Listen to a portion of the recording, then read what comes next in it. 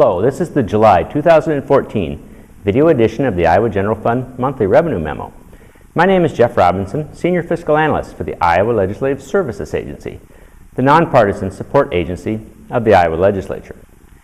This video will cover Iowa Net General Fund revenue for the month of July 2014, and I will also review the recent history of an index of Iowa's economic performance when compared to all 50 states.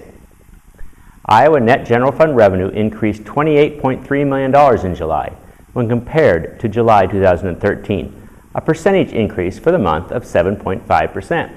July net receipts were positively influenced by a $35.5 million reduction in the transfer out of school infrastructure funds, a change that completes a year-long transition to a more timely transfer of those dollars.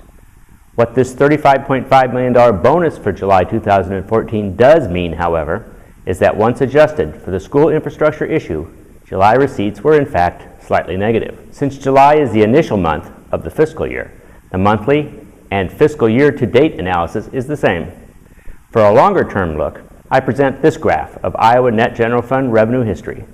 On the right-hand axis, a red mark indicates the revenue level necessary to reach the current fiscal year 2015 estimate. The fiscal year 2015 net revenue estimate represents a projected increase of about $485 million when compared to the 12 months that ended in June 2014.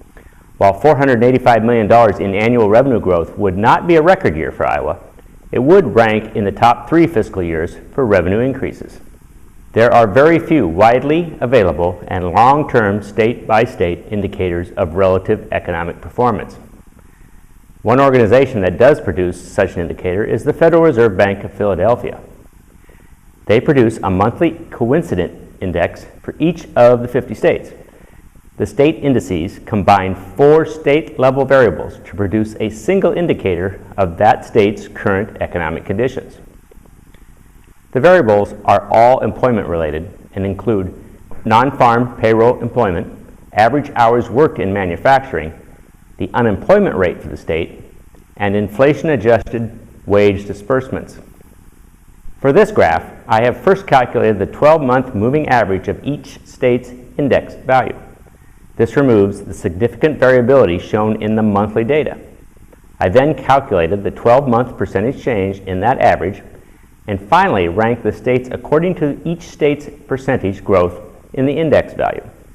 What is presented in the graph is a 24-year history of Iowa's rank in this percentage growth statistic. The horizontal red line depicts a rank of 25 of the 50 states. A rank above 25 means Iowa had a faster growing index than the average state, and a rank below 25 indicates an index growing slower than average. The graph indicates that the Iowa economy has generally been ranked within the mid-range of states since January of 2011. For the 3 years prior to that, Iowa ranked high in comparison to other states, as the national recession that began December 2007 was less severe in Iowa than it was elsewhere. To summarize, with adjustment, July 2014 was a slightly negative net revenue month, and the Iowa revenue growth needs to show significant improvement in coming months to achieve the current projection for fiscal year 2015. However, all of the issues that negatively influenced the most recent 8 months have been fully incorporated into the revenue stream, and continued positive economic performance should produce good revenue growth going forward. I very much appreciate your time and your interest in Iowa General Fund revenue. Goodbye, have a great summer, and please check out the next monthly video memo that will be posted in early September.